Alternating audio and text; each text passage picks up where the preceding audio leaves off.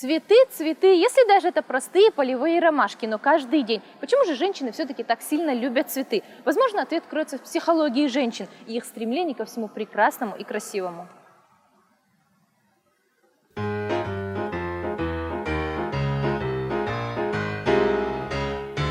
Цветы долгое время считаются одним из самых универсальных и любимых женщинами подарков.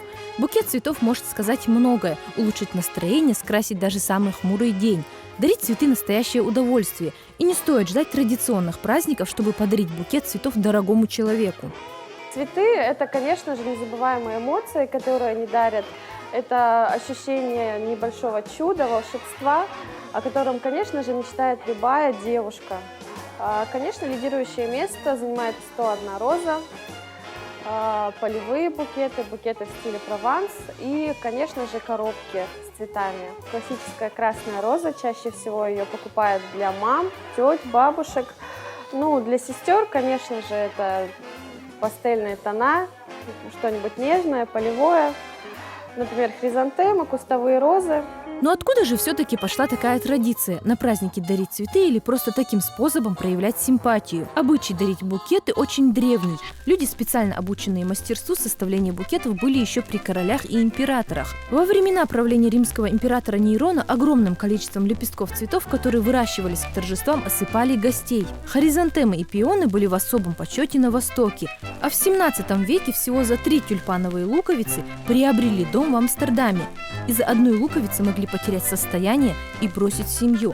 Этот цветок сначала стал символом любви, потом безумия, а потом Голландии. С тех времен страна считается законодателем цветочной моды и экспертом по цветам. Сейчас же цветы преподносят девушкам и женщинам в знак любви и уважения.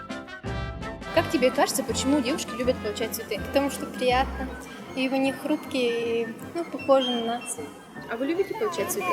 Конечно, как и любая женщина, я люблю получать цветы. А какие цветы вы любите? Не розы, тюльпаны. Розы. А больше любишь дарить или получать? Конечно, получать.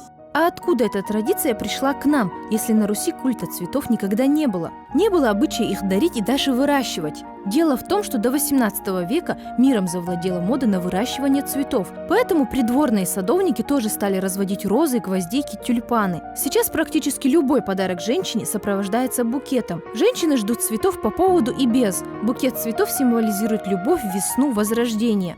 Замечено, что когда женщина получает в подарок букет, она становится более красивой, счастливой и привлекательной. Другими словами, расцветает на глазах. Вот и по сегодняшний день цветы – это самый радостный и любимый подарок. Так что дарите своим родным и близким как можно больше цветов, не дожидаясь, что наступит весна или придет какой-нибудь повод. Он есть всегда, и прежде всего это ваша забота.